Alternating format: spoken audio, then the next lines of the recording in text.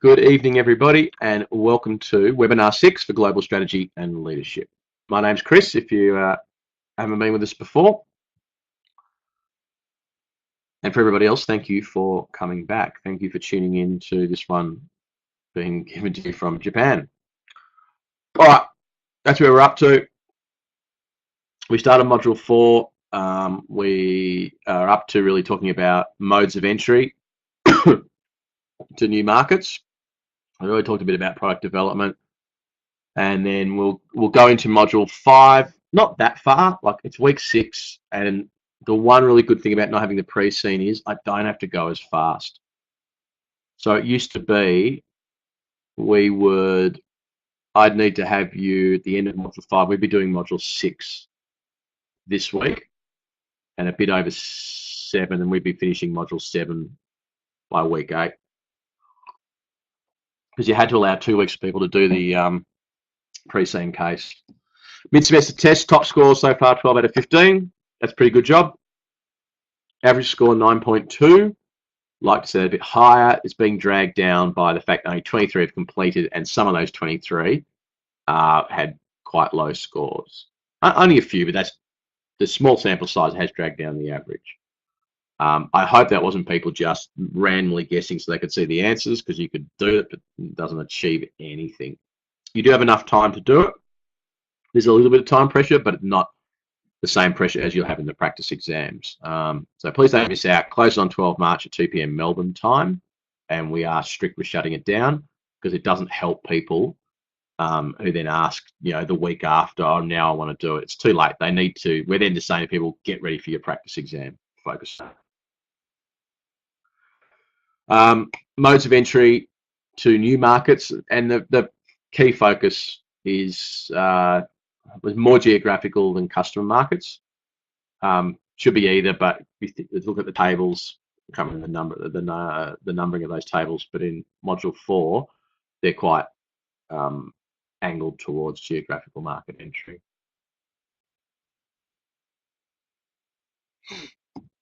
All right. Oh, we were going to do this.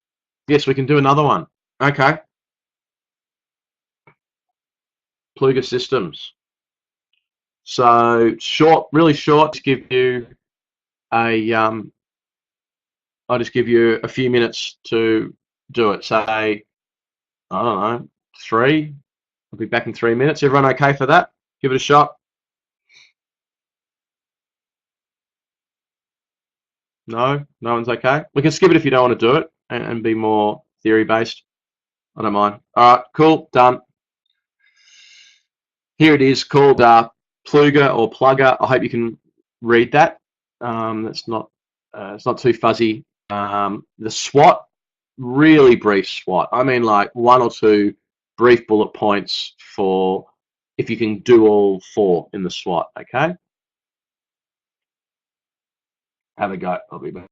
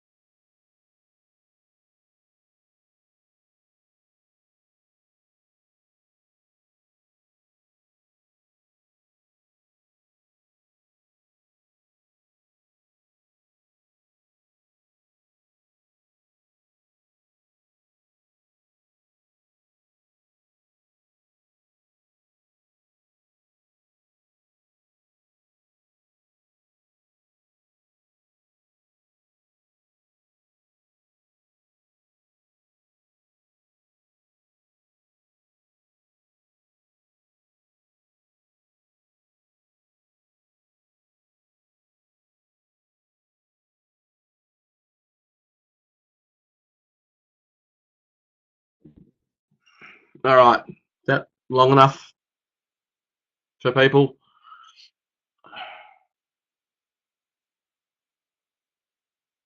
Cool.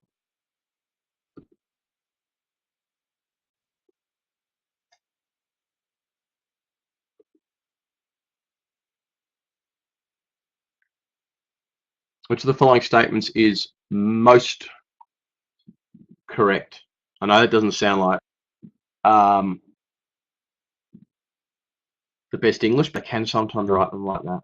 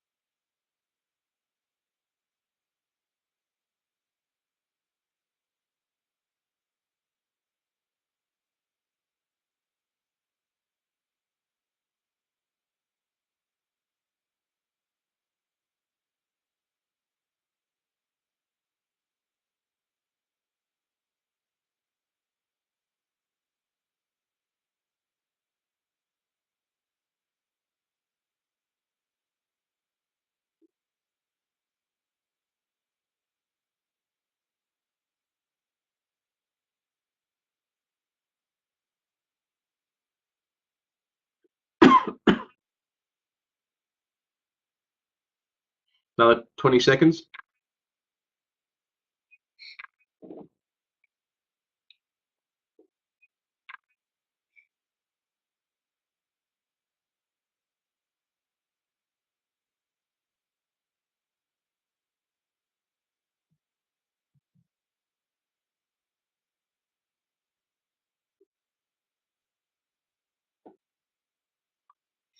All right. Enough people have had a go at it.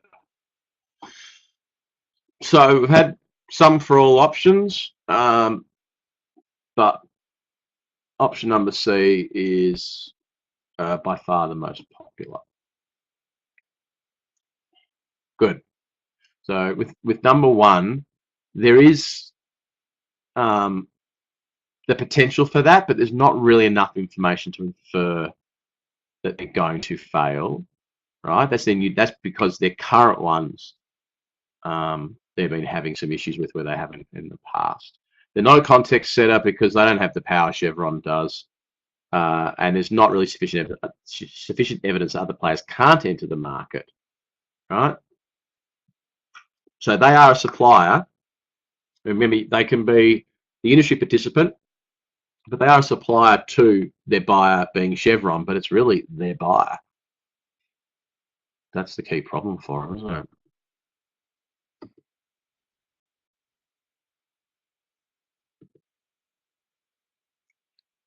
Which of the following is most likely to be a strategic capability?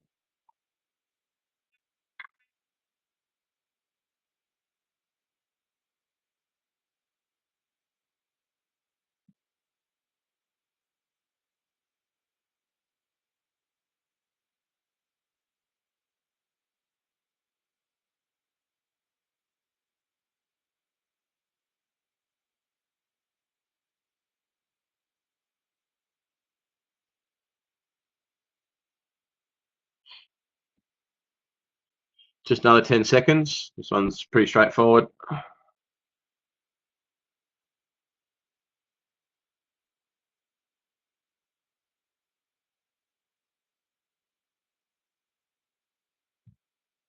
Okay. Option C is the most popular.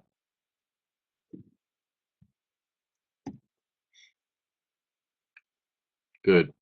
Now, just with this, I don't think there'll be too many questions if you get one where the answer will be they don't have one. And the reason for that is it's easy to argue a point, right? The CPA want you to understand the 4 tests and to show that you can apply them. But it is easy to sort of go, well, hang on, it's something, it can be copied. And in most cases, that's true. It's just about, is there a decent level of difficulty to copy this particular capability. Right? And the other one that's always hard too is this idea of non-substitutable. So it gives enough in the case that if you're going to go for one, it's going to be maintenance service program. Right? It seems to be a bit unique.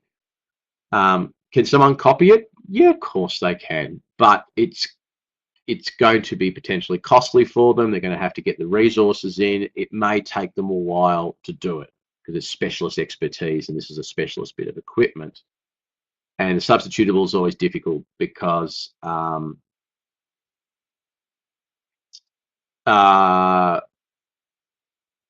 rigs were patented, but I don't necessarily take that as the reason for them providing the service. That's all right. It's just that they fly their guys out. This is a very quick conversation in a pub with a mate of mine who used to work for ESO, talking about different ways that these companies did maintenance. I assumed it would all be the same, but it was quite different. That's where I got it from. So yeah, the substitutable one, can they Chevron go and get somebody else to do it? Can they substitute it with their own maintenance? Yes, they can. It's just about whether they're going to be bothered to do that or not. You can argue if they were bothered to do it, why haven't they done it already? And there's lots of different reasons. Sometimes companies just don't get around to it. What's this one? Oh yeah, okay. You can do A, B, C, D. Where would the performance indicators of maintenance costs per rig, quality pass rates, or rig uptime go? A, B, C, or D?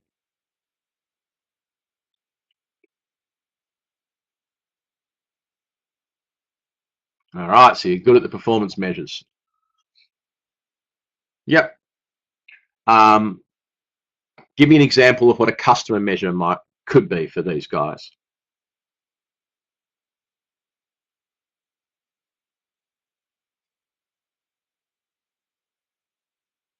Yep.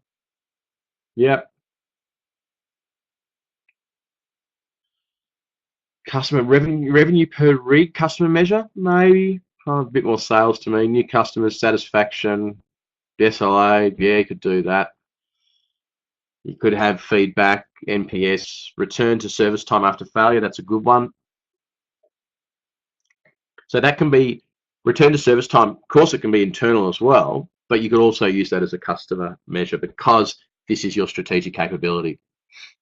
Where it'd be good as a customer is that link, so that the people up the top realize, yeah, this is really important. This isn't just meeting internal requirement.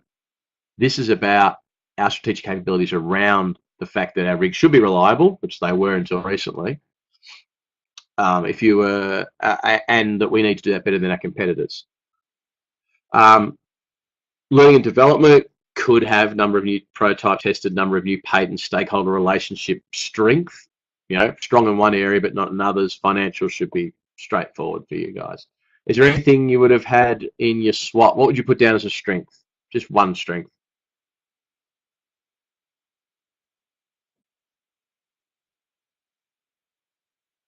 Yep. Fly it to site, the maintenance stuff. Yep. So they have got some patent technology. It's a strength to them. The customer service, they're flying their teams in and out, seems to be a bit unique. Stakeholder management is a strength maybe, but it's only with one client. So the Chevron relationship in itself is a strength, and there's not many companies buying these rigs, but you'd like to have more than one big customer, wouldn't you? So what about, where do we go next? Weakness.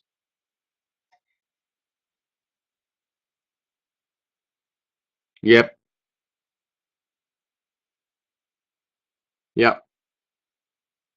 Only one large customer. They don't have those multiple revenue streams.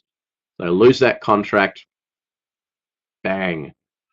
They do have an issue, production issues in gas fields. Yes, I should have that up there. Yeah. I haven't got that as a threat, but that should actually be a weakness. Opportunities. I'm going to just put it up. There's opportunities to win other contracts. That's what they're going after. They want to go after the Saudi Arabian area. Maybe that's the MENA region. I don't know what that means. The new rig design gives them the potential for a competitive edge in a market if they can get it right. And so again, the threat, and look, threats can be related a little bit to weaknesses. One of the threats has to be, oh, thanks, Ben. One of the threats has to be that that Chevron walk away. Yeah, somebody else enters the market, but Chevron walking away. Don't forget, this is a really short little case. There's not that much in it. That just almost puts them under, doesn't it? The costs are the threat too, and it's you could say. Could you say that a weakness is also the fact that they are such a low bargaining position of power that they have to sign these contracts which say any of the failures you will wear the costs. And that could be the cost for Chevron people to be out on site, the costs of downtime, the costs of lost production.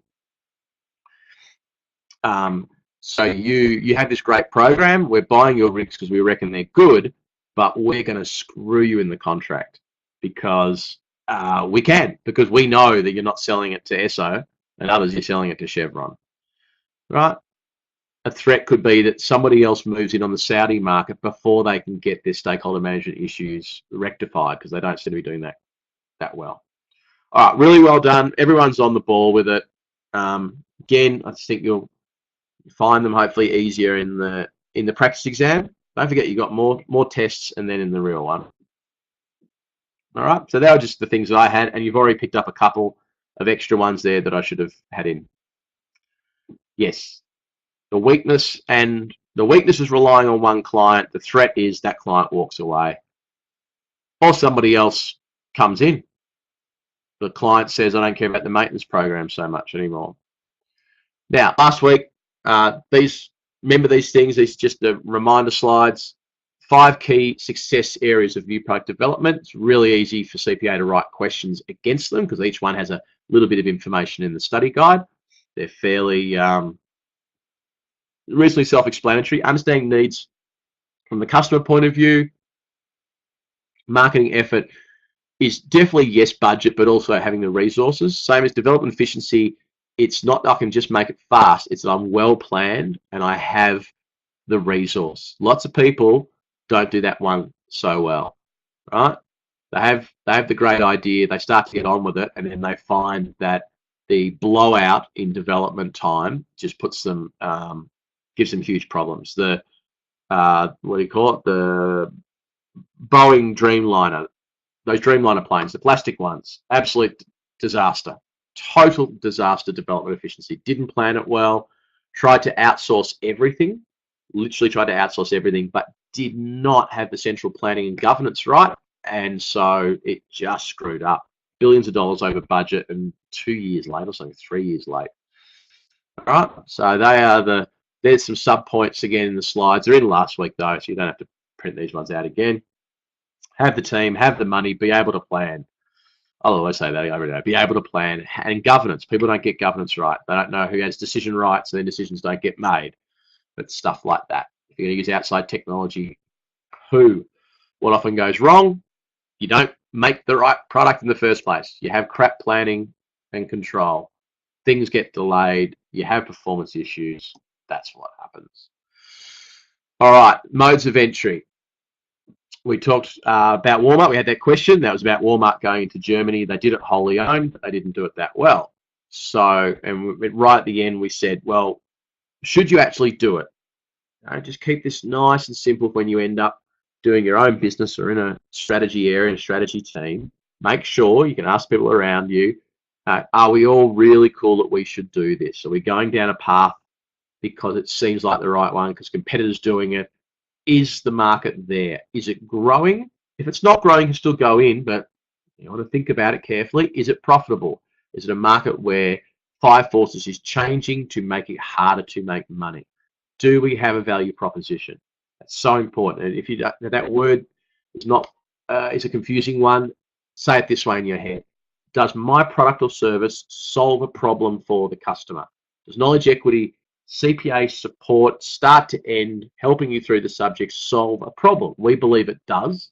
It solves a problem for the customer that they would like some support, for some subjects to get through because it's bloody stressful. They're trying to do it with their job and family and everything else.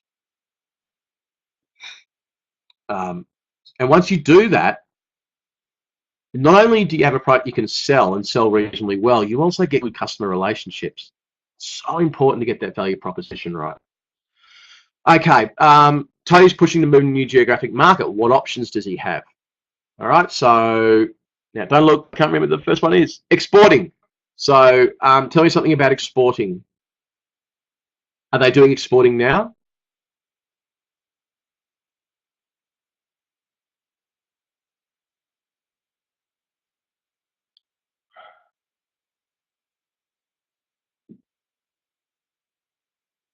Yes, that's right. They're doing it. They're going to Asia, was it Taiwan or something? They're going via agents. So what's good about exporting and what's one thing not so good? And something is, I guess, put up in the case as well. Yes, good. And that's the way. So the other points there, Robin and Kylie, yeah, you're right. But answer it like Greg is.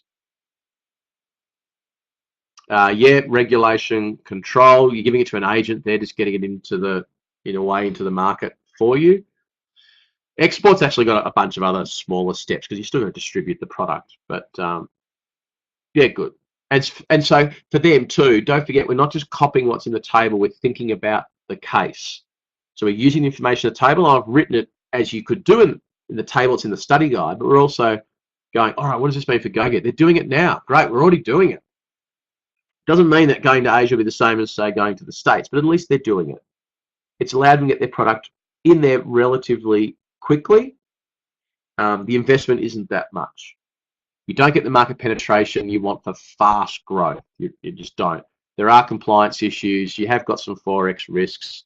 You have got Forex risks from other entry methods as well. This has been raised by the CFO, Phil, right? Financial returns are generally a bit lower than other methods. All right, cool. The next one would be, I lost my light, was licensing. While I fix this up, help me out with licensing.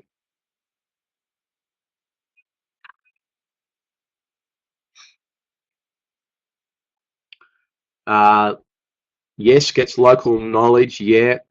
Now, when we say limited or no control, give me the specific word, the key phrase that CPA would want you to write down for this particular case, because what are they making? And what do they do well? What's one of the good things about this product? Thank you very much, Kylie. Bang on. Technology leakage. They do have some IP here. They make this compression clothing. They seem to do it well. They spend time on their R&D, their prototypes, their product development. Bloody risky with licensing, unfortunately. Okay, you could say probably riskier in Asia, Central Asia and Southeast Asia than other places, but still risky in Western countries. Don't think that they're that much more ethical. Okay, good. So low setup costs, you get into the market quickly, but you're basically saying to somebody else, make it on behalf of me, saying to another person, distribute it on behalf of me. So it's the least amount of control. All right. You do get market penetration, maybe not fast enough, but generally get in fairly quickly. It does say something in study guide about maybe you get in quick, but then seem to be saying, but it might take longer to boot up. I suppose if you're doing wholly owned, you're doing your own more marketing and whatnot. But I think the positive actually is that you do get in quick.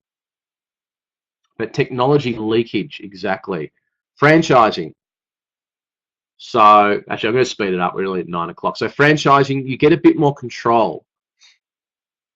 Yeah, consistent brand, product quality can be difficult to control. So if it's Boost Juice, it's not that hard if they all source from agreed suppliers in terms of the quality of the juice. The machinery is very simple. The front end is very simple. It's customer service. I don't know the RFG debacle. Sorry, Ravi, who RFG stands for, but product quality can be an issue, cannot. It does depend a bit on the product. So if you're franchising, I don't really know how you do it with Go Gear. Oh, right, retail, yes. Well, yeah, but this is not about product quality. This is about people signing people, in some ways, not understanding their contracts close enough. I think RFG are a bunch of whatevers, but I also am sometimes staggered at how people will walk into these franchisees to become franchisees and not realize potentially how screwed they could get. Medium market penetration speed is too low for Go Gear's crazy goals. There's a bit of IP leakage again, not as bad as licensing, but also not great. It's there. Financial returns are medium, but it could take a while to be realised. The question you will get, I don't think, will be you have to justify the right one. There's no right or wrong answer. It'll be, can you explain positives and negatives for each one? All right, strategic alliance, the interesting one in this case. I could kind of go this way. Depends who the other company's going to be. Speed of entry is better. Upfront costs are lower than a JV and probably lower than franchising. Higher market penetration is possible, and they really need that. All of these ones struggle a bit with these crazy goals. But if you think about which one would get the closest to achieving his very aggressive goals, technology leakage is still an issue, but it's lower than licensing. It would depend how the strategic alliance worked. The idea was that you would try to, you would usually be able to keep your IP. So the alliance could be with the distribution that they desperately need. So they go to Decathlon in the States as the distributor. Decathlon are probably, if they have home brand, it could be a risk that they're going to nick the compression clothing. But Decathlon are there. They're a giant Rebel Sports. They're just there to shift bloody products, and a lot of them. High volume. So it's about signing a contract where you can make some actual margin, but you have, bang, distribution all over the place. And I reckon they'd be fine to keep the IP. There can be managerial complexity. Joint venture, high market penetration, higher returns, can be a faster speed of entry. Both companies are bringing their skills together and forming a new company. They're both probably going to put money into it, right? But it's more costly. Wholly owned and acquisition, both you get to control. But this is the one that they would prefer. Lower technology leakage, you get control, but Phil's pointed out, I don't think we can afford this. Acquisition, you get immediate entry. You hope you want to acquire someone, but you get a home base, hardware, you're straight in. The problem with acquisition is the damn exit strategy. It seems to be exit strategy is write off $1 billion, which is just crazy. Do a Bunnings, you reckon they'll say that? Well, we were saying do a Masters, do a Woolworths not that long ago, and now it's do a Bunnings. I don't know if Woolworths would be sitting there rubbing their hands with glee, but they'd probably be going, oh, all right, well, our disaster's out of the spotlight for the moment. Okay, accounting issues. Which two do you think would be biggest for Go Gear? Well, I don't really mind which ones you pick. Okay. It can be an issue. What can you do to deal with Forex?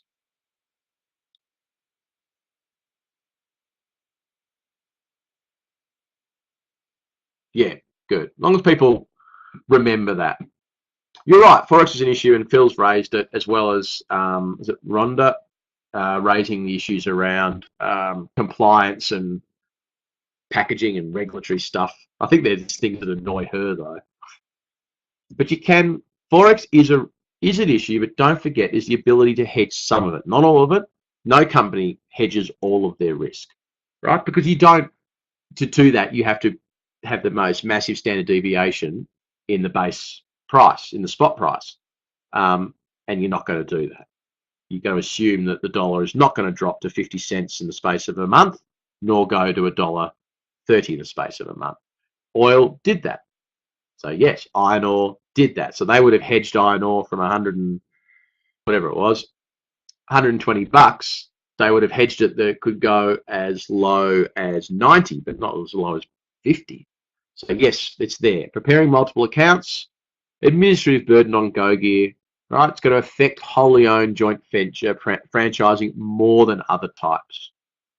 Incompatible systems, there's not enough in the case really to go on about it, but yes, it's there. getting different IT systems to talk to each other, data integrity issues, and cost. There's always seems to be cost blowouts of that stuff.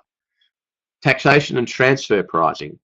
Are these guys transfer pricing? Well, no, it is. There's transfer pricing in terms of materials, what's happening with the manufacturers in China and stuff. Now, I do a video on this, don't I? And I talk about, ironically, and there's complete coincidence between Pluga and the Chevron case, I talk about Chevron. So I'm pretty sure it's in there. I hope you've watched that one, which is about the tax issue, but also in a way transfer pricing, what they were doing, which they got done for. Yeah. Okay. There's no issue with transfer pricing. People, I think, because the media's grabbed it and gone, transfer pricing's going on. No. Unethical types of transfer pricing. The way transfer pricing is being applied is poor and unethical. Transfer pricing is fine. You have to do it. You have to be able to shift things internally in your company between different markets and different currencies and whatnot. Different business conduct standards. This is a huge one. You want to go do business in Asia, even in America, you want to do business anywhere else, they will have different ways of doing business, and you've got to take that into account. Trying to think of an example. I don't know if Walmart's the best one, but there was a culture clash. Daimler-Benz and Chrysler, when they did come together, massive issue. Germans much more reserved, conservative, more analytical, more let's take all these steps to make a decision. Americans, chest beating, bravo, let's just do it. Entrepreneurial, make a decision, and we get it wrong, we'll somehow fix it up. Didn't go very well together, but that's one way. That's a merger. So maybe I'm going a little bit. I don't want to confuse you. It's an example. The other one is you're just trying to sell your product into a new country. Even if KnowledgeEquity want to take the CPA program and go to the States, it's still different. It's different about how people go about getting tuition support, education. It's more cutthroat. There's going to be more competitors, but there's customers can be demanding in different ways. We've seen that. We've learnt a bit in the last 2.5 years just because we thought we'd be across 2 or 3 countries and we're across 25 or something. Blunt Australians that don't respect authority. Yeah, that's us. Bellamy's. So if you bought Bellamy's, you went on a roller coaster ride north, Bellamy's stock. Then China said I don't think anyone will even know the reasons. Halting your license. Bellamy's goes to a trading halt, plummets, absolutely plummets, because there's huge revenue stream reliance. So just like Pluga, they're completely relying and riding the gravy train, which is the milk infant formula gravy train. Now they got it back. So the share price plummeted. Anyone that bought back in at the bottom again, or the bottom of this dip, going, oh, look, they'll work out, whichever way they have to, they'll work out how to get this license again from China, will have made a nice 30%. But I really, if you're going to invest in these sort of companies, do it as a little bit of fun on the side, separate to your diversified portfolio. It's not Bitcoin, but it's not far off it in terms of risk. So it's pestle forces too, isn't it? It's just very hard to do a proper pestle analysis because you go to the P and then you're like, oh, I don't know what they're going to do. Who would know what the Chinese government are going to do next week? All right, so I do have a video about entering new markets and a video about Forex and transfer pricing as a couple of key issues for companies to think about. Okay, you've done FRM, you understand them anyway. Yes, crown selling in China. Yeah, that's been interesting. Jetstar executives were jailed for a shortish period of time, I mean a few weeks in Vietnam, and that's a complicated story. But basically, it was to do with hedging as well, and oil prices and deals they were cutting with the Vietnamese government, and it all went horribly wrong. And the government just raided their apartment, grabbed them, and stuck them in jail. And I don't know, Jetstar did do a lot of work behind the scenes. So don't assume pleased that the new market is always a geographic one, but you can see in the study guide, it seems to, the theory is more bent around that, can be new customer markets. As an example, us, right? Here's you. I've decided this is the typical knowledge equity CPA student. You all have beers, glasses, and a nice big smile, and you look like a hipster. And there's that. We're helping those candidates get through their CPA. But we have a new market that we're starting to slowly make small waves in, but that's about the professional development market. It is a different market. You can't, obviously we want you guys to come back to Knowledge Equity, 12 months later after you've finished and be part of some CPD. We want to do some cool project work. We're going to start up a new little competition soon about doing a really interesting project report working with us that we're going to get hopefully some PR for. But it's a different segment. And it's a different problem to solve, quite a different problem to solve. Stress, getting through CPA subjects in 2 to 3 years, very different to, I need my 40 hours, but I actually want to do things that are going to help me get a better job. I want to be mentally, tested a little bit, but I actually just want to enjoy it. I want to explore new areas. I want to network. There's all of that stuff in there as well. It's a different market, and it's not, if I try and sell exactly the same product, exactly the same, it's not going to work. Brief thing on mergers and acquisitions, it is in there. Generally, they don't work. Surprise, surprise. A whole bunch of reasons. Can be culture. Overpriced intangible assets is a real problem, and I won't have too big a shot, but the management consulting companies have got to wear some of the blame here. Failed corporate governance, systems integration, and more. Why do you do it? Consolidation, sure. Global reach, absolutely. You merge or acquire to go bang, distribution. I bang on about distribution, but it's so important. Your product can be good. If you can't get in front of a potential customer, you're not going to sell anything. Vertical integration, so not as much now, but if you go back to 60s, 70s, big companies were going, I want to manufacture it. In fact, I want to control some of the raw materials, because each time I'm not paying the margin I have to pay for everyone in the industry value chain. I'm going to own the whole damn lot. It's very expensive. And if the industry starts to go to sort of a shakeout, you're in trouble because you're in all the segments. Okay? You're in all the segments. Immediate diversification seems to be a great thing. Well, we have all these new products. If they don't line up, now one of you guys were telling me weeks ago, wasn't it? Like, was it Kodak that were going into Bitcoin or something? Like, what the hell? I suppose that's bizarre, but companies do this. I'm just always surprised at sometimes how diversified they want to suddenly go. But a merger enables you to do it very quickly, or an acquisition. Yes, and management incentivized. Look, that's absolutely right, Greg. They are. So there is a real underlying issue with mergers and acquisitions that it's linked to short-term incentives. We buy this company, we bring it into ours, we triple the we triple the capital base of the company. We can borrow more debt. We can make the balance sheet look so much bigger. We can get new revenue lines straight on, and my bonus is linked to some of that.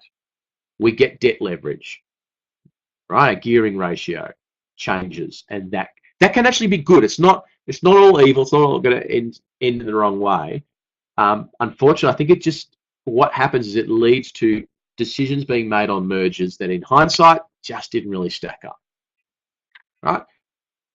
It's not just me thinking that. This is where, Harvard professors spend half their time writing case studies is on these stuff-ups.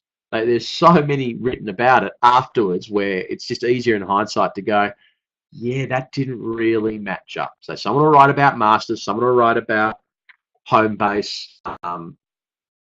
All of these companies will get written up because there'll be some underlying things, some triggers or some things that should have been highlighted that maybe would have got a board to say, no, we're not doing it. Module 5, well done. That's module 4, right? So there's those extra bits of which there's some LMS material. There's no LMS material on mergers and acquisitions. I didn't do it, but it was there in the slides. So what happens in module 5, our last 15 minutes?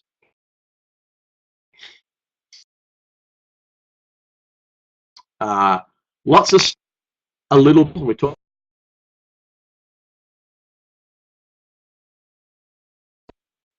Sorry, I went there for a second. There's a bit about vision and mission and goals, which is kind of linked a little bit into module 3. And then we've got to think about, you've got options. What are you actually going to do? Try and clear up the confusion we get with levers and drivers.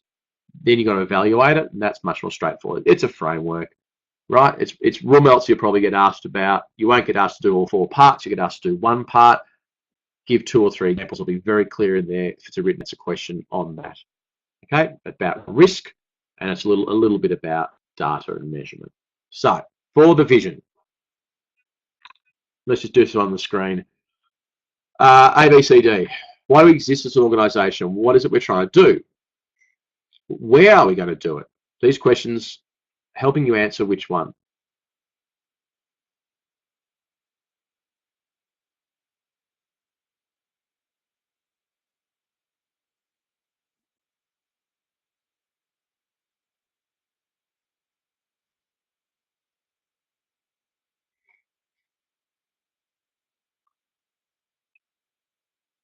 Okay.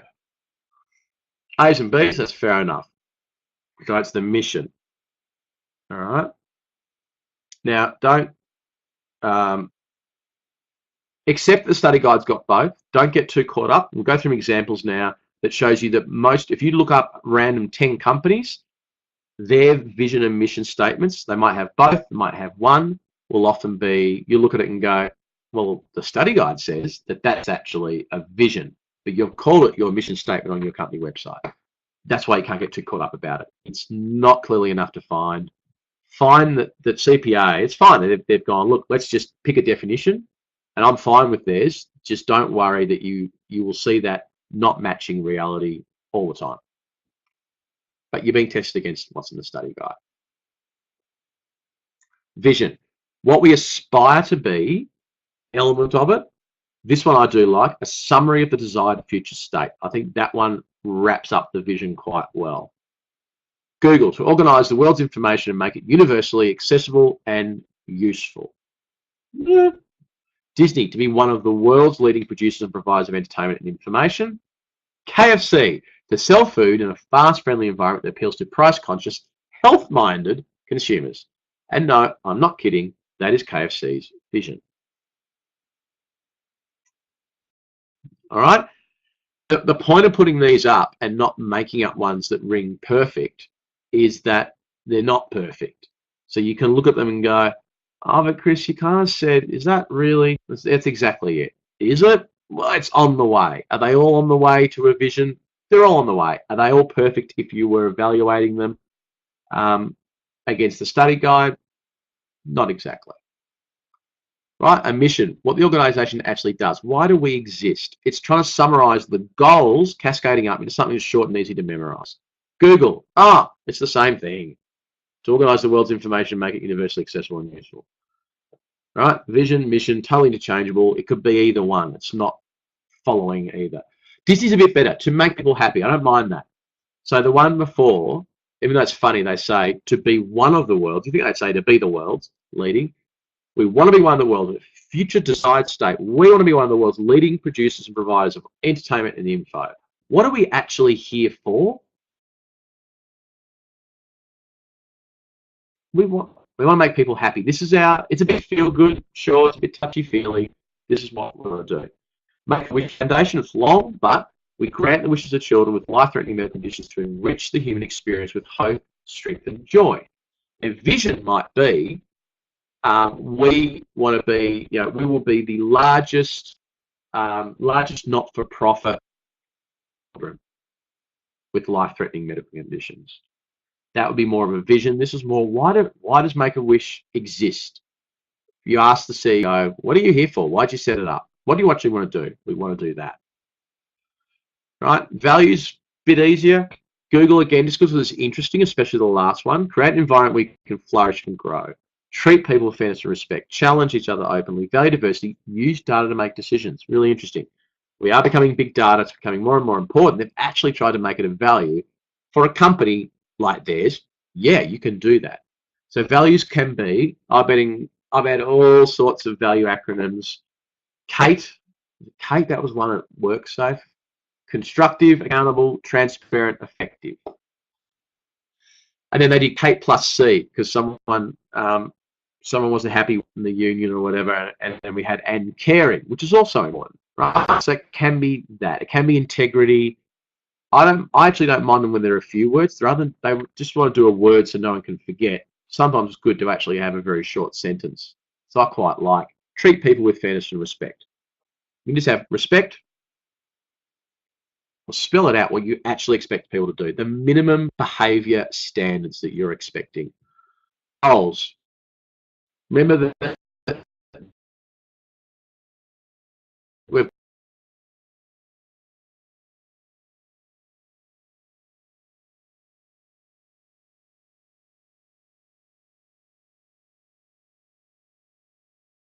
that's what's useful about goals.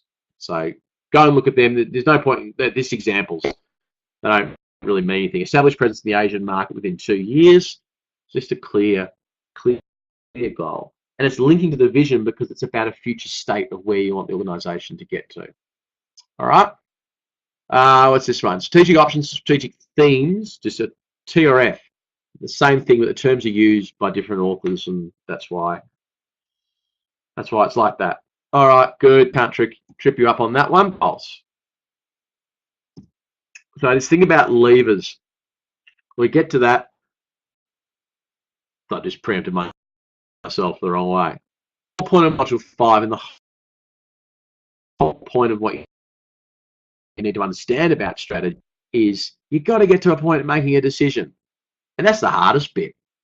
That's why entrepreneurship's fun and new venture creation's fun, because your other stuff you do really, really quickly and you get to the stupidly scary, but ultimately very rewarding. Make a decision. Wow, it worked. Make a decision. Oh, God, but make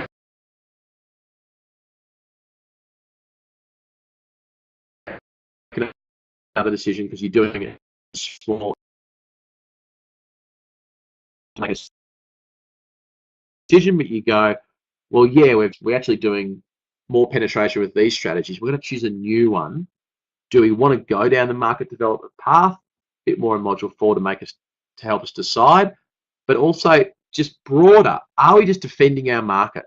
Are things getting tough? We can't just leave this industry that we're in. We're going to defend our company to the end. Is what the industry we're in doing quite well, but we want growth and we want to smash our competitors getting to new markets. Are we actually able to diversify? Is it a smart thing to do? Do we have strategic capabilities that could help us diversify? Can we bring in the resources? That's what you're trying to think about. Yeah? And if you've done those other bits, it actually is pretty good. It enables you to start to even have a verbal conversation with your management team where people are on the same page because you already agree on your spot. You understand your gaps. You've decided whether you've got a strategic capability and what it is. So that helps you rule out things. It can help you go, man, that capability is not going to help us diversify. So it's going to be costly, require a lot more resource. Are we really going to go after this? Rather than let's diversify because Woolworths did. I'm not saying they all do that, but just I like to sometimes break down the study guide into think about it in these big layman's terms, logical chunks. Now, this thing of levers and drivers, it is, to me, confusing. So figure 2.2, we have, and I'm sorry, I haven't drawn the screen because I'm hand mouse and it's just going to be terrible, but we have these drivers over here, strategic drivers, 5 of them. Even though they're showing 3 there. We have operational drivers, right? We have stakeholders that we've thought about, and we have an industry overview, markets, PESTLE, forces, competitive positioning. Don't worry about blue ocean. We're trying to get to this decision. We're going to do something, right? What industry markets are we in now? do we have a competitive advantage? How do we get that? What channels are we in? What products do we do? So let's go back to what are we talking about? Go Gear. So our channels are, well, large department store, contract in Australia, bit of export marketing in Asia. Our products are pretty good. We might have a strategic capability. If we have one, it's probably down that product development line. We've got a passionate team. They seem a bit lost under Tony. We have a competitive edge, I think, in the quality of the product and what it can do. We're in a specific market. We've thought about diversifying. Already we've created outerwear, whatever you want to call it, and we don't really have any details about how those sales are going, but we've created that stuff. We're also having some product quality issues at the moment. Operationally, well, what activities do we do? What revenues are we receiving? What are our cost structures like? What's been our ability to grow? Sorry, it might be a Japan thing. I cut out there for a second. What's the structure of the company? What are our key skills? What are our capabilities? All right. So we have this idea.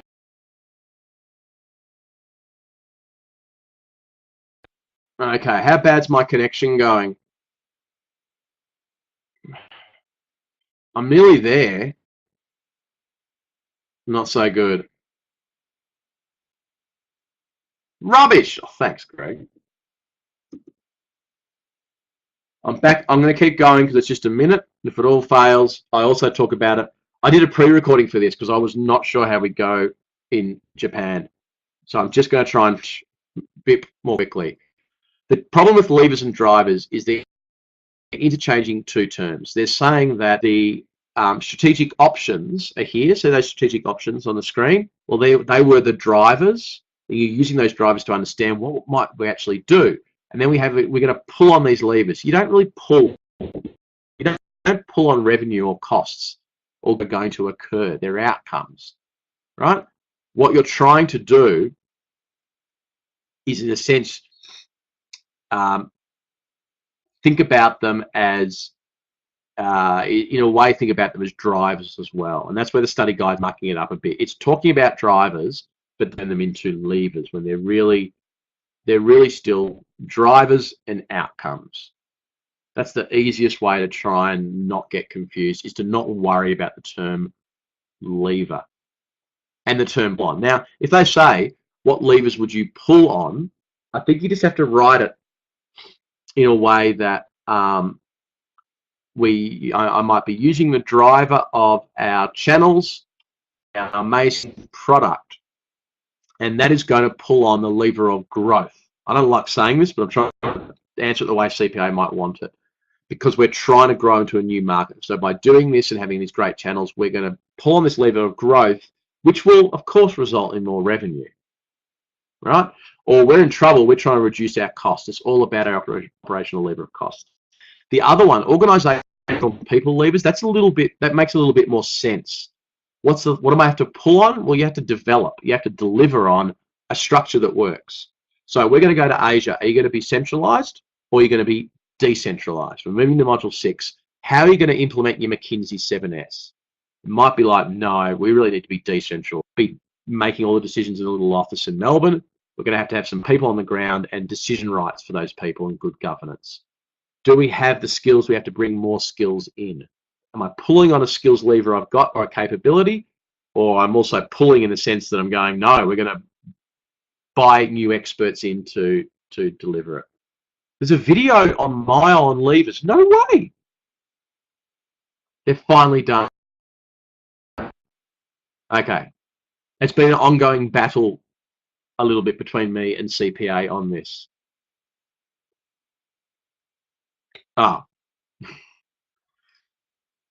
be happy. I mean, obviously I want us to have the best resource. I'd be happy if they would have fixed this. I was one of the holistic reviewers, or the last one, because they've changed the study guide, and it's been raised, and I raised it, and they just I don't know, didn't want to believe it's an issue, just didn't want to change it. And that was one thing that frustrated us, because we were the male expert forum responders, so we answered all of these questions, and we weren't meant to say the study guide's wrong, so we answered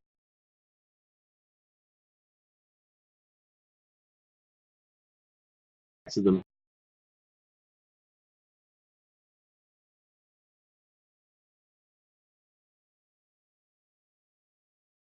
In a weird way.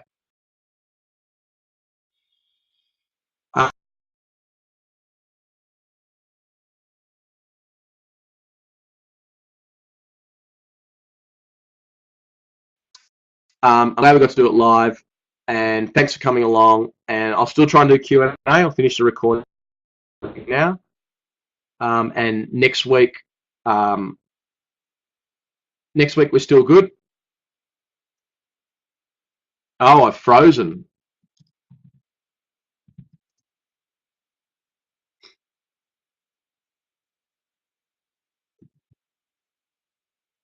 I don't know. Am I back? I don't know if I'm frozen or not. Thank you very much for coming along. I'm finishing up the recording now, and I will be back after this very, very short break. Cheers.